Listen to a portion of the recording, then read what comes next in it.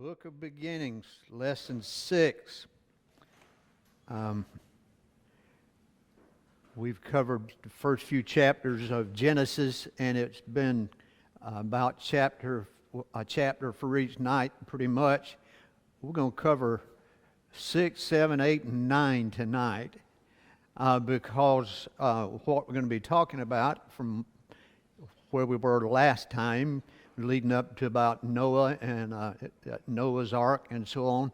Has anybody here never heard the story? You don't know what happened? I think we've all heard it, so I'm not going to spend a lot of time on the flood itself, but there's some things I want to look at as we cover this particular segment.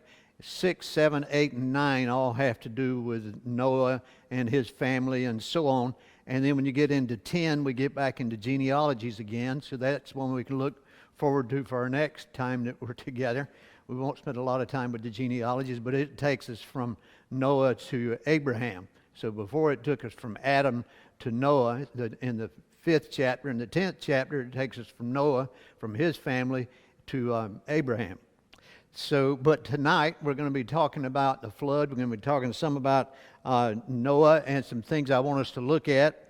And we'll start with the verse of Scripture we had finished up with last time, Genesis 6:11. It says, "Now the earth was corrupt in God's sight, and the earth was filled with wickedness." It was filled with wickedness. Sounds like today. God saw how corrupt the earth was, for every creature had corrupted its way on the earth. Then God said to Noah, "I have decided to put an end to every creature, for the earth is filled with wickedness because of them. Therefore I am going to destroy them along with the earth." Then you go down to verse 14. It says, he gets into specifics here. "Make yourself an ark of gopher wood." Before you ask, nobody knows what gopher wood is.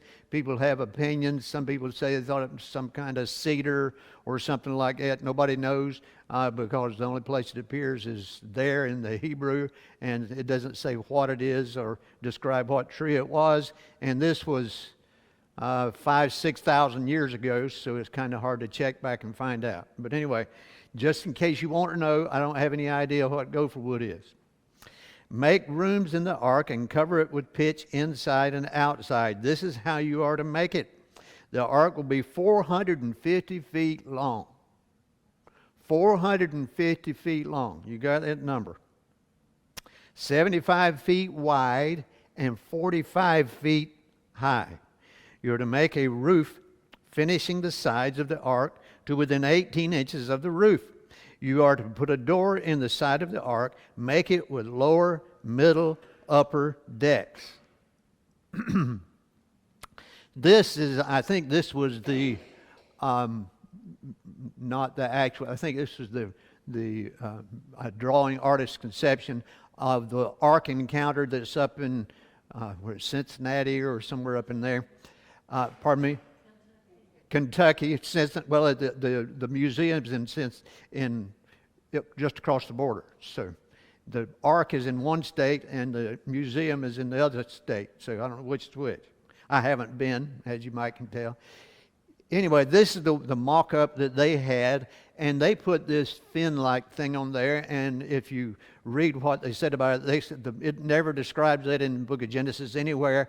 They put that on there, and the engineers said that it was probably something like that because there was no rudder. Did they need to steer this thing? All they did was lift them up, and they were floating. They weren't going anywhere except wherever the water took them. So they didn't need to steer, but what the theory is the wind would blow and would turn it in such a way as not to be battered as much by the waters and so on. I don't know if that's true, but that's the way, that's their particular concept of the way the ark would have looked. Here's another drawing to give you an idea. I think this one, from what it's described, this is more accurate from here down. But this part I don't think is, because it describes this part that you were reading about, where it said about like 18 inches from the top, and had that, and it's probably for ventilation so that they wouldn't smother in the thing. But anyway, but this is another idea of how it looked, and just thinking about the size of this boat and how it doesn't say anything about the thickness of the walls. We don't know how thick they were. That'd be pretty thick to hold up all of that much boat. I've watched documentaries and stuff on it before, and they said if you read the dimensions of the way it was, you couldn't really, a tidal wave wouldn't have turned it over. In other words, it was designed specifically in a specific way and described in our Bibles in the Old Testament when they wouldn't have known what we know today, and the engineers know today about making ships and so on. But if just the dimensions of it and the way it was, it would be a very stable vessel for them. And the way they had the layers and so on, it would create ballast. The longer they're on there, create more ballast so it'd be more stable all along. How many of you have seen this picture? Some of you have seen it. Some people, this is on the top of Mount Ararat. And some people say that this is what they believe is the Noah's Ark, where it is, where it landed there, and this is what remains of it. And they think they've run all kind of expeditions up there. They've been all over the top of Mount Ararat, and they haven't found an ark. So, Genesis 8:4 says, we're jumping a long way ahead here. The ark came to rest in the 7th month of the 17th day of the month on the mountains of Ararat. So that's the reason people think about it being Mount Ararat.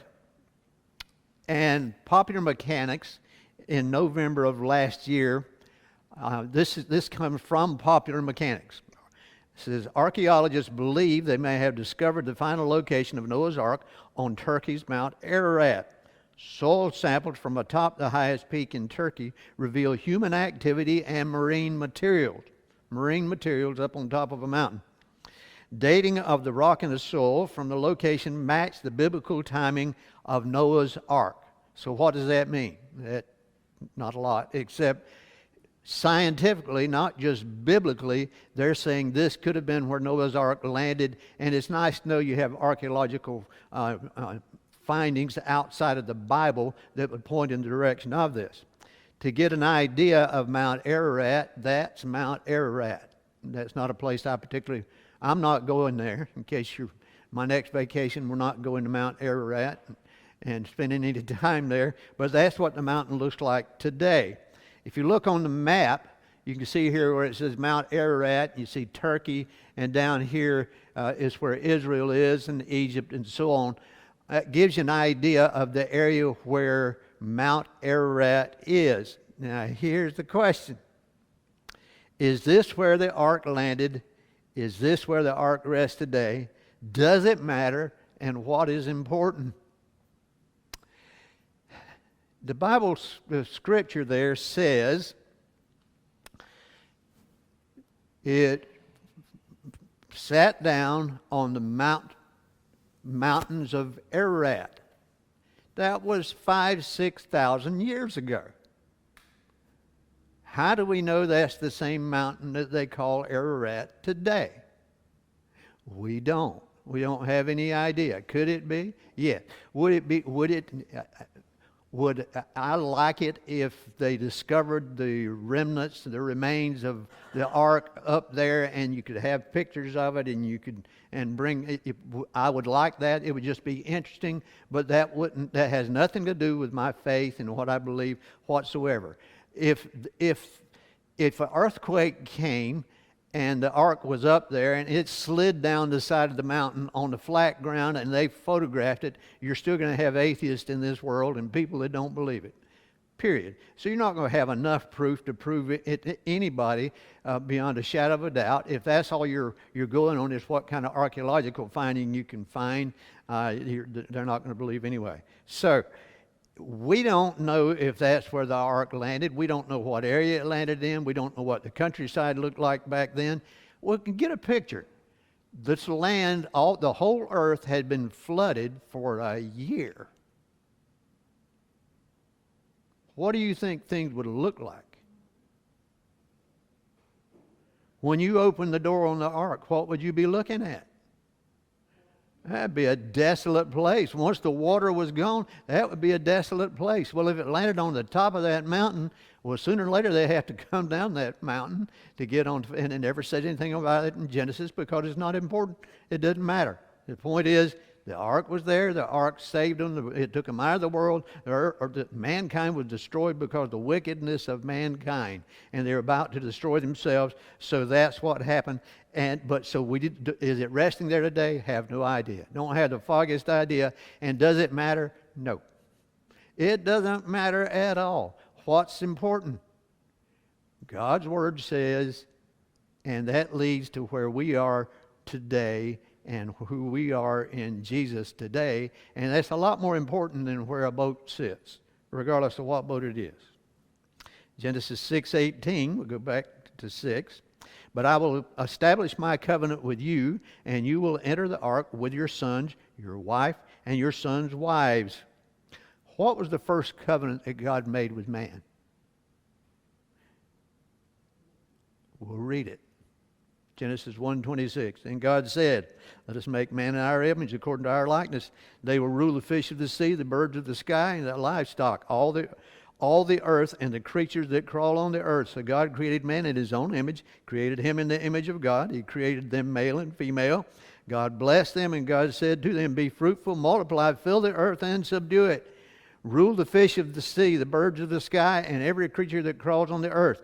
God also said, look, I have given you every, pay attention to this part, look, I have given you every seed-bearing plant on the surface of the entire earth, and every tree whose fruit contains seed. This food will be for you, for all the wildlife of the earth, for every bird of the sky, and for every creature that crawls on the earth, everything having the breath of life in it. I have given every green plant for food. And it was so. And in Genesis 2:16, it says, and the Lord commanded the man, you are free to eat from the tree of the garden, but you must not eat from the tree of the knowledge of good and evil, for on the day you eat from it, you will certainly die. So he made a covenant with Abraham, and in that covenant, I'm not with Abraham, with Adam, I'm getting ahead of myself. He made a covenant with Adam and with Eve, who was with him, because he made both of them. He made a covenant with them, and this covenant relationship had to do with how they interacted with God. And they were required certain things, and they were only given one thing that they shouldn't do, and that's the one thing that they were determined to do, which sounds like most humans that I know. You tell a kid not to touch something, that's the first thing you want to do. If that's what they want to get, that's just the way it is. But God made a covenant with Adam and Eve. That was his first covenant. The next covenant, then the Lord said to Noah, enter the ark, this is 7:1, you and all your household, for I have seen that you alone are righteous before me in this generation. You are to take with you 7 pairs of male and its female, and all the clean animals, and 2 of the animals that are not clean, a male and its female, and 7 pairs, male and female, of the birds of the sky, in order to keep offspring alive on the face of the whole earth. And the question is, and which I think you know, why was it necessary that you have 7 pairs of clean animals and only a pair of the unclean? Why would you need the unclean? Why would you need more of the clean? Is because you have to have, because nowhere in Genesis does it tell us anything about this up to now, except back when Cain and Abel made an offering to God. And Abel's was accepted and Cain's was not. And we know that led to murder on Cain's part and created some problems on earth that didn't have up until that time. But we'll watch what happens when they get off of the ark here. So, in the 600th year of Noah's life, he was only 600 years old, so he was a young sprout. In the 2nd month of the 17th day of the month, on that day, all the sources of the watery depths burst open, and the floodgates of the sky were opened. Before I go any further, why do you think he said, in the second month, on the 17th day of the month, on that day. Why did you think he put that, why that was put in the manuscripts? Okay, go back and look at all the other gods and goddesses of the different people believed in. They never gave you a time frame, months, dates, or anything, but the Bible does. Consistently through the Bible, it'll use dates, it'll use times of year, it'll do different things that helps you pinpoint certain things. Now, we don't know what this second month was. I bet you it wasn't February. But it was the second month, whatever that second month. So what he's doing, what the writer is doing here is putting this in within a time frame, which no other religious writings do. Where did I leave off? On that day, all the sources of the watery depths burst open. The floodgates of the sky were opened, and the rain fell on the earth 40 days and 40 nights. On that same day, Noah, along with his sons, Shem, Ham, and Japheth, Noah's wife, and his 3 sons' wives, entered the ark with him. Okay?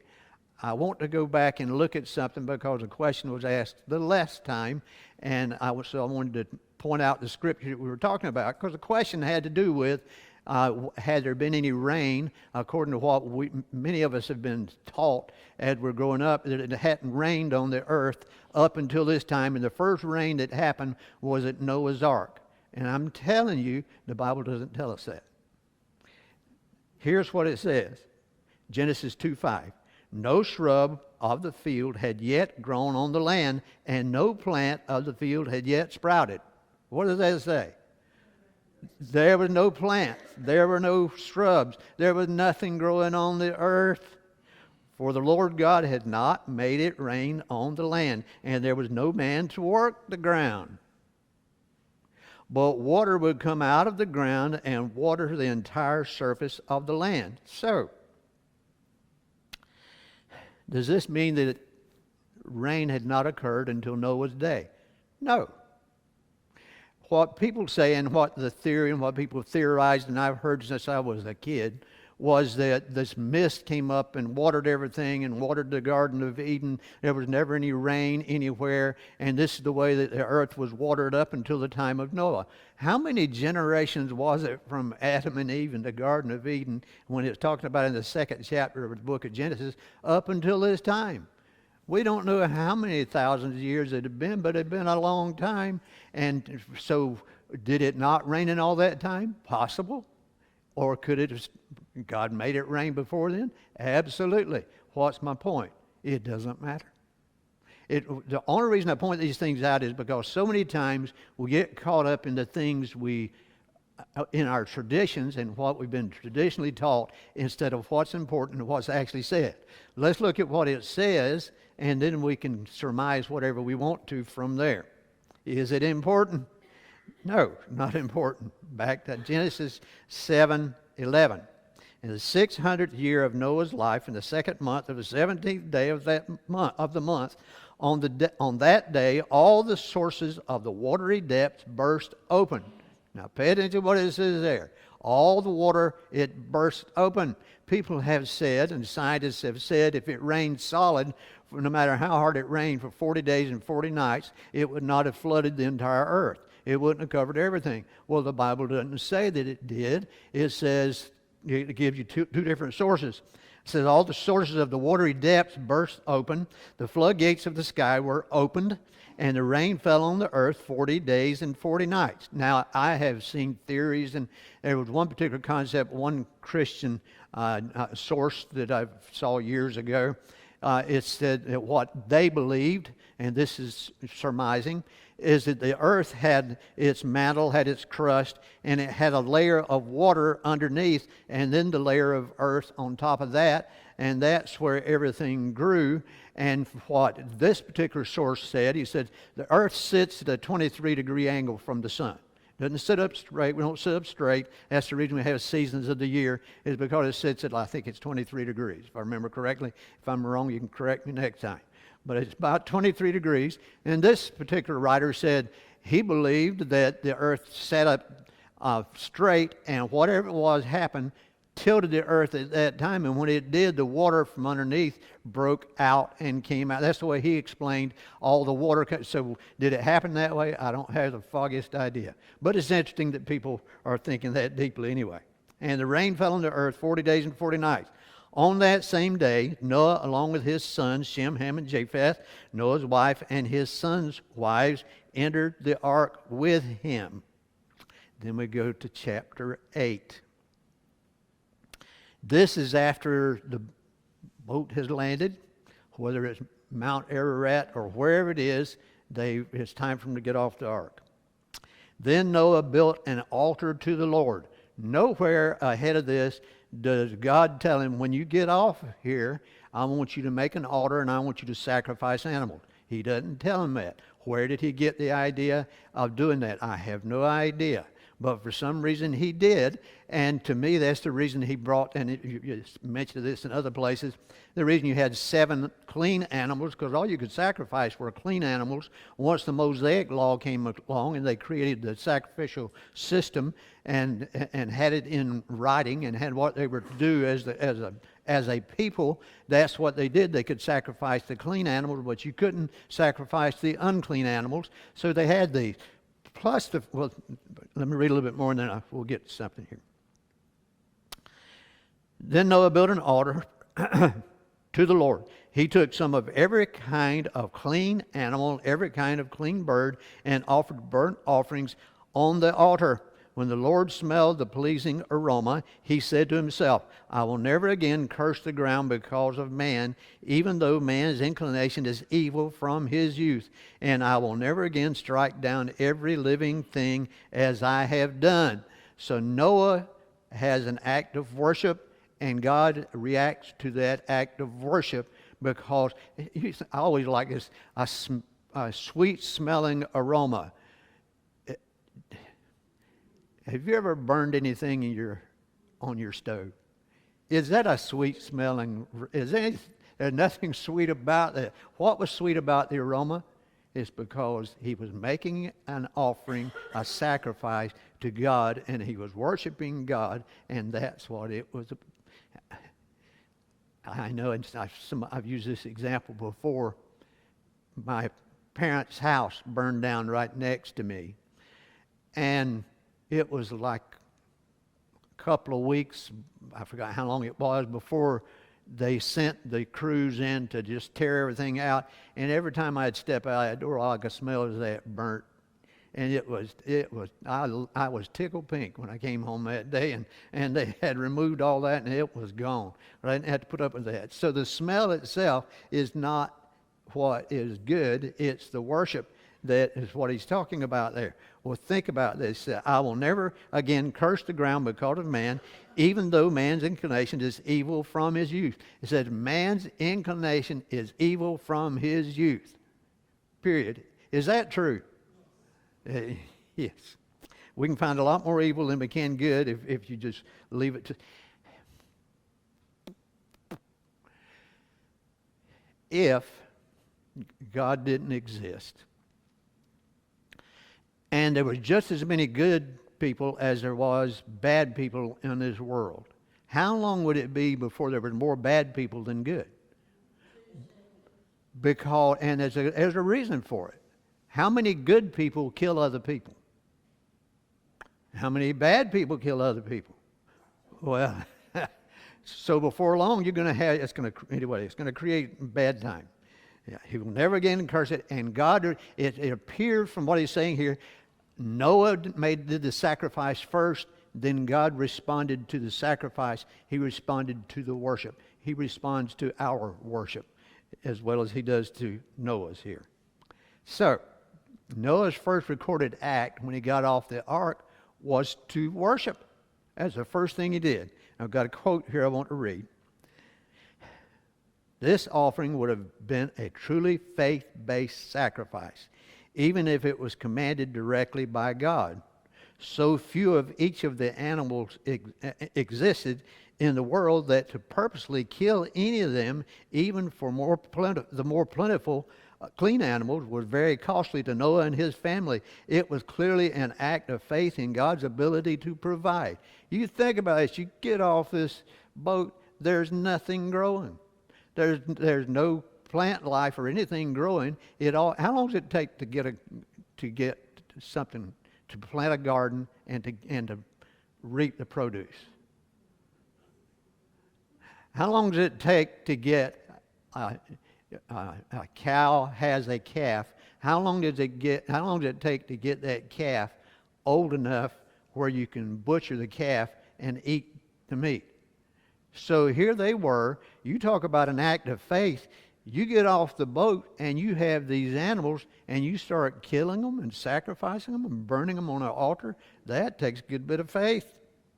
Then he continues here, he says, this act of worship to God revealed that Noah continued to be faithful to God even after the flood. Noah proves that he is motivated by allegiance to God. As far as Noah was concerned, this new world remade by the flood would be built on a foundation of obedience and submission to the Creator. That takes a lot of faith. When I want something to eat and we're out of food in the house, I crank up the car and I go to the grocery store and I get us something to eat. Or we can go out to any number of restaurants. You can find a restaurant in Jacksonville. If you want to eat somewhere, you can just drive down Western Boulevard, and if you ate at one every day, it would take you a while to get all the way to the other end. There's food that's plentiful there, but here you are. You've been on this boat for a year. You've been eating up your food supply that you had on your boat for this year, and then you get off and you have nothing out there and you start sacrificing some of the animals you do have. That's an act of faith. That's an act of faith. There's probably some of us say that. Noah, I know you're getting up in years. You're 600 years old. But what are you doing killing all these animals? We need groceries. And you're getting rid of them. He said to himself, I will never again curse the ground, this is God speaking, because of man, even though man's inclination is evil from his youth. And I will never again strike down every living thing I have done. So, bullet points here. Humans are inclined to evil. Modern psychology professes that all humans are born good, and society influences them whether good or bad. In other words, all kids are good, all kids are obedient, they do exactly what they're supposed to do, and they're good. It's just the society around them that turns them mean. Noah chose to worship God as his first act after getting off the ark. That act of dependence leads me to believe that he knew the basics of nature much better than the psychologists do today. It's not, the ways and the thoughts of mankind tend towards evil more than they tend towards good ever since Adam and Eve. Genesis 9:1. God blessed Noah and his sons and said to them, now listen to this one. Be fruitful and multiply and fill the earth. Have you heard that before? Where'd you hear that? Adam and Eve. He's coming back. He started out with a covenant with Adam and Eve. Now he's coming forward to this covenant that he's making with Noah. Be fruitful and multiply and fill the earth. I mean, he should have some good years left in him to father more children. He's only 600. So, I don't know how old his kids were. It didn't say how old they were. The fear and the terror of you will be in every living creature on the earth, every bird of the sky, every creature that crawls on the ground, and all the fish of the sea. They are placed under your authority. Where have you heard that before? That's what he said to Adam and Eve, not in so many words, but that's what he said to them. Have authority. Do you take dominion? You have authority over everything that's here. And he's telling Noah, you're the same way. Every living creature will be food for you. What did he just say? What did he tell Adam and Eve? He told them that the plants would be their food. And here he's saying animals. So it would lead us to believe that initially man was vegetarian. They ate vegetables. They didn't eat meat. But me too. I like vegetables, but I like some meat on my plate too. I can eat the vegetables, but I like some meat. It says, every living creature will be food for you. As I gave the green plants, I have given you everything. So up to this, starting at this particular point, because I've heard Christians argue that we really, if we were going to practice, the Seventh-day Adventists are very strict on what you eat, and they're pretty, some of them are vegetarians, many of them are vegetarians, and the ones that do eat meat, if they're devout Seventh-day Adventists, they eat very little meat.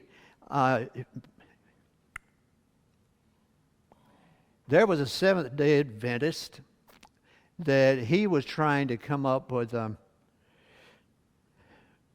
foods and different things and different things that he could that they could make for that they could eat in their diet and help nourish them. And he came up with several different things. There's one thing that survives today, and this was back years ago, survives today that we still eat today that he came up with. His name was Dr. Graham. Graham crackers. That was invented by a Seventh-day Adventist. So anyway, but what I'm getting at is, in Scripture, hear what he's telling Noah. He's telling us it's all right to eat meat.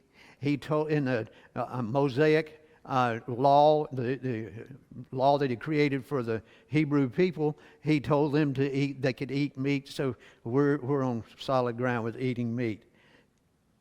And I said, what is the difference in this covenant and the one made with Adam and Eve? And that's the biggest difference, is that this point, and in this one, he says you can eat the animals, and the one in Adam and Eve, he said, all the plant life, the trees, everything, all this is fruit for you to eat. This is what you're to eat. So were they eating meat in between then? Don't have any idea.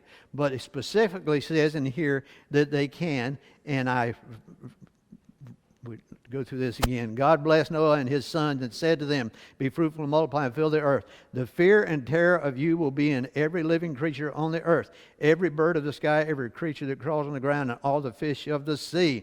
They are placed under your authority. Every living creature will be food for you. As I gave the green plants, I have given you everything. Given you everything. However, you must not eat meat with its lifeblood in it. Jews, to this day, if they're Orthodox Jews, do not eat. They make sure for meat to be kosher, it has to have all the blood drained out of it. They don't get to eat gravy like we do. They can't, because you have to have all the blood drained out of it. He says, and listen to this, I will require the life of every animal and every man for your life and your blood. I will require the life of each man's brother for a man's life. Whoever sheds man's blood, his blood will be shed by man. For man made man in his image. But you be fruitful and multiply, spread out over the earth and multiply on it. Why would God state this about if a man takes a man's life, you're going to take his life?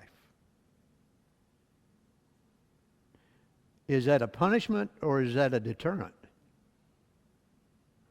If you know, there's people that are arguing, I don't know what your all's opinion is on the death penalty, and I'm just going to tell you, today, it's been years now, Christians have argued that you should not have the death penalty. It's not biblical to have the death penalty because we are redeemed by the blood of Jesus now. So it's different than it was in the Old Testament days when it said an eye for an eye and a tooth for a tooth and all of this. You think about it. It says an eye for an eye and a tooth for a tooth.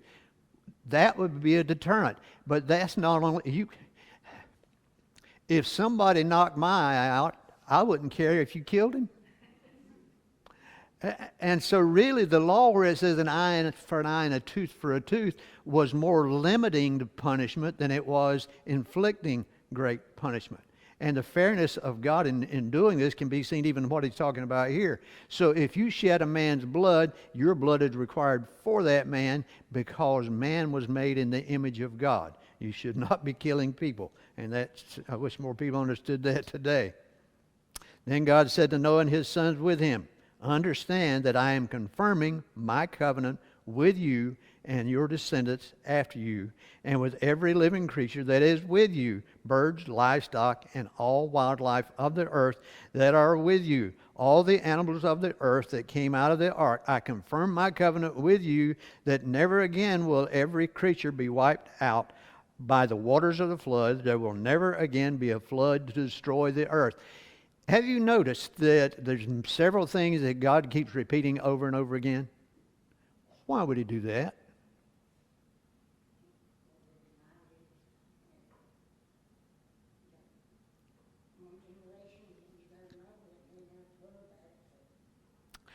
He's repeating it over and over again because he wants to get his point across, doesn't he? He wants them to understand what he's talking about. And when you're reading through the Bible and you're reading through this section, you're thinking, well, this just keeps repeating this. I've already read that. He said that before. Well, God's not just doing it because he's had a short memory and forgot that he told them. He wanted to make sure he got his point across. And so he's establishing here what is to happen and the way it's supposed to be. He says, I confirm my covenant with you. I'm making this covenant with you. In other words, a covenant is... the way we would say it, we don't use covenant so much today. We use contract or agreement or whatever. When you have for instance, if you go down to buy a car and you're going to finance the car and you fill out the paperwork, it says you pay this much a month and you get to keep the car. If you don't pay this, then we're going to come get the car. And that's what covenants are like. That's what this covenant is like, is there's things on this side.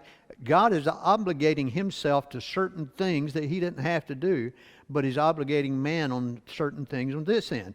I do this, you do this, and everything works well. Doing things God's way is important. And God said, this is the sign of the covenant I am making between me and you and every living creature with you, a covenant for all future generations.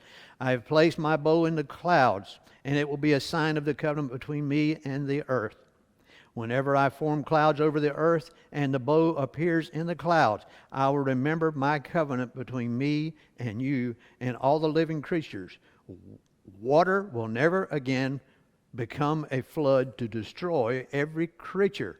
The bow will be in the clouds, and I will look at it and remember the everlasting covenant between God and all the living creatures on the earth. God said to Noah, this is the sign of the covenant that I have confirmed between me and every creature on the earth. Did God use this sign because God's memory was short? And God had to have a reminder that he was not going to do this again. God would get ticked off at mankind again. He said, I'm going to send a flood and wipe this crowd out. And he said, nope, can't do it. There's that bow. It just reminded. He's not doing that. He's done all this stuff so that we can look at things on this earth and it can tell us something. And it's so that Noah could have confidence when he looked up and he said, that's right. God said he's never going to. There's rain coming. I see the clouds forming. I don't know if I need to get building another boat or what. But then he says, no, there's the bow, and that's the reminder. So it's for his to remind Noah and his crowd, not them. Noah's sons who came out of the ark were Shem, Ham, and Japheth. Ham was the father of Canaan. These three were Noah's sons, and from them the whole earth was populated. Noah, a man of the soil, was the first to plant a vineyard.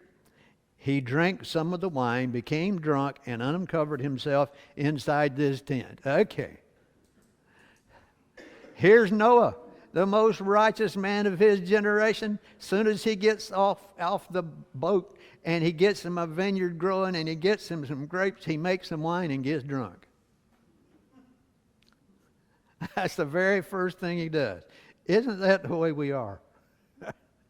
Very first thing he does is gets drunk. They didn't say he was horrible because of that, but they said he got drunk. He enjoyed it a little bit.